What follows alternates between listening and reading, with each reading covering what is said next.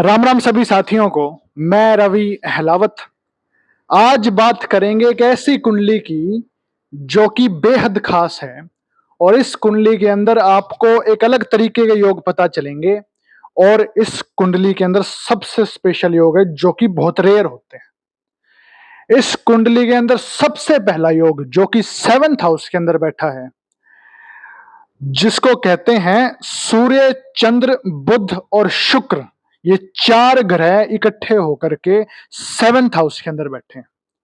और सूर्य, चंद्र, बुध और शुक्र ये चारों जब भी इकट्ठे हो जाएं और जिस घर के अंदर बैठे उस घर की एनर्जी को बढ़ा देंगे और पॉजिटिव वे के अंदर बढ़ा देंगे, बशर्ते कि इन ग्रहों को अचानक चोट ना पड़ती हो, ना टक्कर पड़ती हो और ना ही किसी और तरीके से खराब होता हो।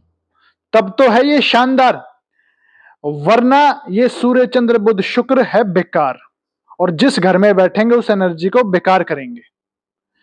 तो ये सूर्य, चंद्र, बुध, शुक्र इस कुंडली के अंदर इनको कहीं से भी चोट नहीं पड़ रही।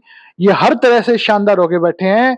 इसीलिए इसकी प्रेडिक्शन सिर्फ 2 लाइनों में खत्म हो जाती है कि ऐसा इंसान अपने माँ बाप का नौकर होगा, शुद्ध खून होगा, माँ बाप की पूरे दिल से इज्जत करेगा और उनका नौकर होगा। ये सूर्य, चंद्र, बुध, शुक्र के मेल की प्रेडिक्शन है। और ये 7th हाउस के अंदर बैठे हैं, तो 7th हाउस की एनर्जी को पॉजिटिव वे में बढ़ा देंगे, यानी कि इंसान की मैरिड लाइफ शानदार होगी और इंसान अपने माँ बाप का नौकर होगा, नौकर की तरह उनकी इज्जत करता होगा, बड़ा शानदार इंसान होगा और डेली इनकम भी उसकी अच्छी होगी। ये बात भी ये योग क्रिएट कर रहा है। तो ये बड़ा शानदार योग है। इसके बाद जो योग है उसको कहते हैं केतु 2nd हाउस के अंदर और मंगल 6ठे घर के अंदर। और आप सबको पता है, जब भी केतु की दृष्टि मंगल पर पड़े, दूसरे घर की दृष्टि 6ठे पर पड़े, तो केतु की दृष्टि जैसे ही मंगल पर पड़ी तो मंगल का हाल बुरा हो जाता है। और मंगल का हाल जब बुरा हुआ तो इंसान को गुस्सा चढ़ाएगा, चिड़चिड़ापन देगा, पेट में दिक्कत देगा।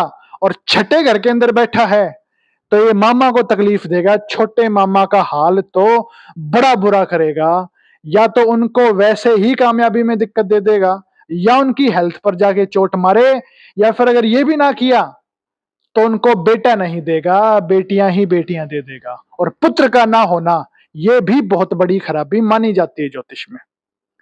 फिर बृहस्पति, शनि और राहु का मेल 8वें घर का, ये क्या कहता है कि बृहस्पति, शनि और राहु जब भी तीनों इकट्ठे बैठे हों तो बृहस्पति खराब हो जाता है।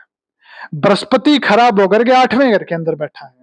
बृहस्पति 8वें घर का खराब इंसान को डस्ट एलर्जी देगा और डस्ट एलर्जी के साथ साथ ये ज्ञान के अंदर भी कमी कर देगा, गहराई वाला ज्ञान नहीं देगा। डिग्रियां बेशक इंसान कितनी भी ले ले, लेकिन एक जो असल ज्ञान होना चाहिए, नॉलेज होनी चाहिए, उसमें जरूर कमी हो जाएगी। ये बृहस्पति 8 इस मामले में इंसान को कमजोर करेगा। लेकिन चाहे ये खराब बैठा हो चाहे अच्छा बैठा हो, इंसान की उम्र तो जरूर लंबी कर देगा। लेकिन यहां पे खराब होके बैठा है तो इंसान की कमाई में जरूर दिक्कत देगा।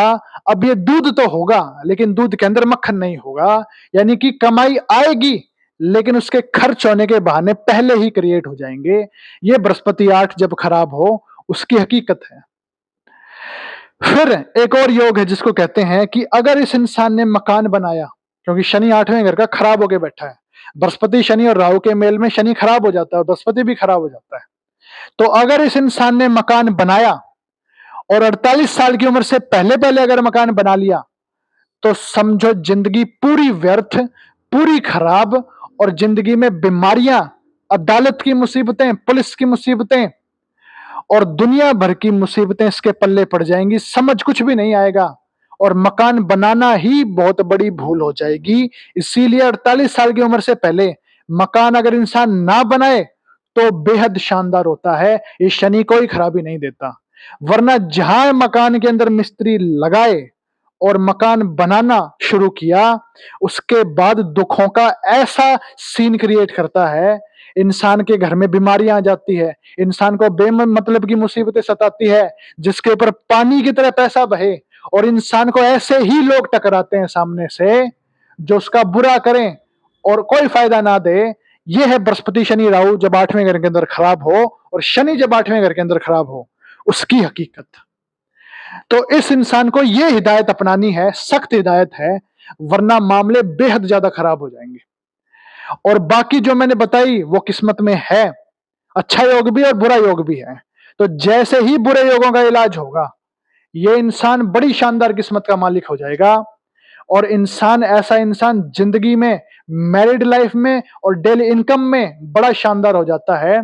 और इलाज हो गया तो जो मैंने बात बताई कि कमाई आएगी लेकिन उसके खर्च होने के बहाने क्रिएट हो जाएंगे, वो खर्च होने के जो बहाने क्रिएट होंगे वो क्रिएट होना बंद हो जाएंगे उपायों के बाद, और कमाई आएगी, फिर जुड़ने भी लगेगी और इंसान अच्छे ढंग से संभाल पाएगा, फिर अपने परिवार के लिए बड़ा अच्छे ढंग से खर्चा करेगा। ये है इस कुंडली की प्रेडिक्शन। बड़ी खास कुंडली है और ऐसे योग थे जिनके बारे में ना किताबों में ढंग से लिखा गया, लेकिन एक्सपीरियंस के बेस पर ये योग समझ आते हैं। तो ये है इस कुंडली की प्रेडिक्शंस। राम राम।